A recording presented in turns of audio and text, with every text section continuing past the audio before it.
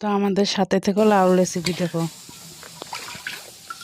পড়ে গেল, ধর ধর, লাউটা পড়ে যেতে দেখো বেঁচে গেল বন্ধুরা। তো দেখো লাউটাকে কাটতেছি।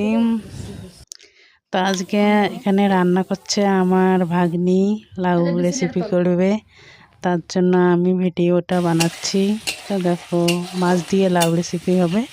তো মাছ কষিয়ে নেওয়া হচ্ছে, লাউ দিয়ে দিল। এবার লাউটাকে নেড়ে চেড়ে একটু ঢেকে দেবো, দেখি কেমন লাগে খেতে। আমার ভাগ্নির হাতের রান্না বলে কথা।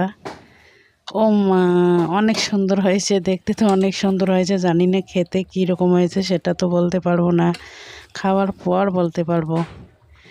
ঠিক আছে, তবে তোমাদেরকে কেমন লাগলো অবশ্যই জানাবে লাউ রেসিপিটা বন্ধুরা। ওকে, বাই।